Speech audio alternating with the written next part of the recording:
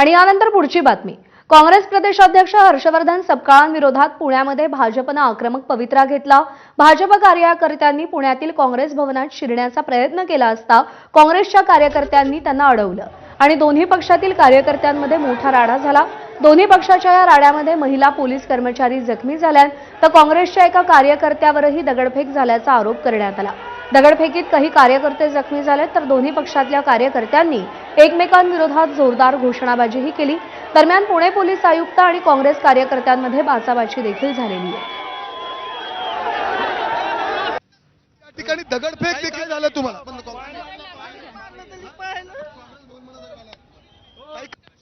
ज्या पद्धतीने पुणे पोलिसांनी भाजपला संरक्षण दिलेलं आहे ते मुळात घाणेरडी गोष्ट। एखादा आंदोलन 10-15 मिनिटाच्या वर चालत नाही। पोलिसांनी जाणून बुजून मागची 2 तास भाजपवाल्यांना अशा प्रकारे आंदोलन करायला पाठिंबा दिलाय।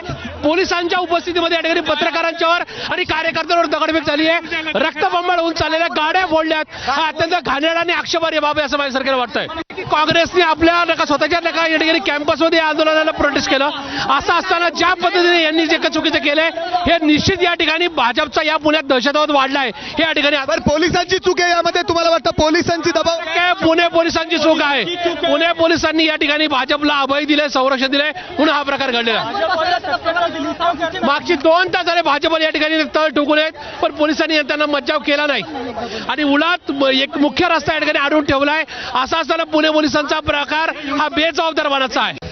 पोलीस चुकीच्या पद्धतीने आंदोलनाला परवानगी देतात, दहशत माजवण्यासाठी परवानगी देतात असा आमचा स्पष्ट आरोप आहे।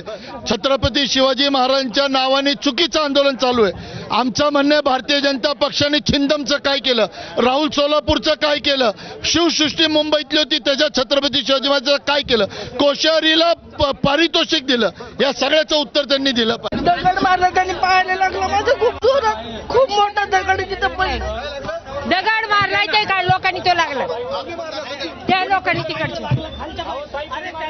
पाणी नाही, पाणी नकोय। आतमधून त्यांनी जोरात जे दगड मारला ते माझ्या पायाला लागले, ते खूप जोराचं लागले। सपकाळ साहेबांनी छत्रपती शिवाजी महाराजांचा इतिहास सांगितला की तो कसा शौर्याचा आहे। पण भारतीय जनता पार्टीचे जे नेते असतील, भगतसिंग कोश्यारी असतील, पियुष गोयल असतील, छिंदम असेल, राहुल सोलापूरकर असेल,